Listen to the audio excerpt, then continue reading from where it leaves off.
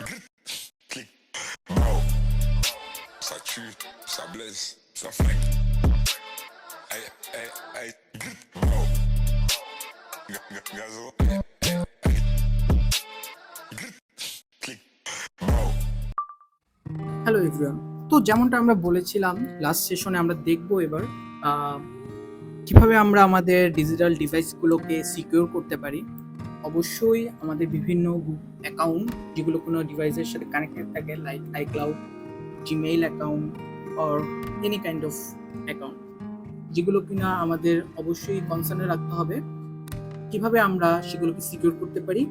Because এই অ্যাকাউন্টগুলোর কারণেই আমাদের অ্যাপসগুলো বিভিন্ন ইনস্টলেড অ্যাপস, সেটা হতে পারে আইক্লাউড অর অ্যান্ড্রয়েডের জন্যে গুগল অ্যাপস স্টোর থেকে নামানোর সময় অর ইনস্টলের সময় সেগুলো বিভিন্ন কারণে আমাদের বিভিন্ন প্রাইভেসি ইস্যুস এবং অ্যালাউন্স চেয়ে থাকে। তো আমরা তো ক্লিক করে চলে যাই যে yes I am giving this access, okay, that's a bad practice. Actually আমাদেরকে অবশ্যই কনসার্ন রাখতে হবে কীভাবে আমরা আমাদের এই অ্যাক্সেস মেনটেনগুলো করতে পারি মোবাইলের ক্ষেত্রে অথবা যে কোনো ডিভাইসের ক্ষেত্রে। সেটা আপনার অ্যান্ড্রয়েডেও হতে পারে, ল্যাপটপও হতে পারে, ডেস্কটপও হতে পারে, এনি কাইন্ড অফ, ইভেন যদি আমরা বলি স্মার্ট টিভি সেক্ষেত্রেও হতে পারে। বিকজ স্মার্ট টিভিতেও আজকে আমরা মাইক্রোফোন ইউজ করে থাকি for typing or for searching anything. তো এই ক্ষেত্রে আমাদের মেন যে ইস্যুটা মাথায় রাখতে হবে সেটা হলো আমাদের মাইক্রোফোন এবং camera access. These two things are really important for ensure security. In that case, you need to turn off all the apps access for microphone and camera. So, আমরা যদি মাইক্রোফোনে যাই তো দেখা যাচ্ছে যে সবগুলা অ্যাপসের মাইক্রোফোন অ্যাক্সেস অফ। তো আমি আবার অন করলে সে অন হয়ে যাবে, জাস্ট লাইক দ্যাট। আমি কেউ আমাকে ফোন দিচ্ছে, সে কিন্তু এখন ফোন যদি দেয় আমি রিসিভ করলে কলটা কেটে যাবে। আমি যদি এটা অন করে তাকে কল দিই অথবা সে কল দেওয়া অন অবস্থায় আমি ডাইরেক্ট অ্যাক্সেস করতে পারবো সেই কলটা। এখন কথা হলো এটা কিভাবে আমাদের প্রাইভেসি ইস্যুগুলো ক্রিয়েট করে। আমরা যদি অনলাইনে কানেক্টেড থাকি এবং কি এই অ্যাপসগুলো যদি অ্যাক্সেস পেয়ে থাকে by any how, if this any kind of apps is vulnerable to any attacker, they will be able to get our conversation. ওকে, এইটাই হলো মেইন প্রবলেমটা। মাইক্রোফোন গেল, যদি মাইক্রোফোনের পরে আমি ক্যামেরা যাই, ক্যামেরা তো ইজ বিগার দ্যান মাইক্রোফোন। সে আমার এভরিথিং, আমার আশেপাশে কি হচ্ছে ক্যামেরার মধ্যে সে দেখে ফেলবে। So we have to also deny the access for any kind of apps here from here. So just like that গুগলের ক্ষেত্রেও অ্যান্ড্রয়েড ফোনের যেগুলো আছে সেগুলো আমরা ইচ্ছা করলে অ্যাক্সেস অফ করে দিতে পারবো।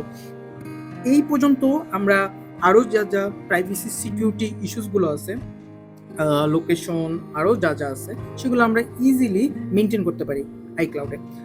এখন আমরা দেখব কিভাবে আমরা এই আইক্লাউড ডিভাইসটাকে, এই অ্যাকাউন্টটাকে সিকিউর করব।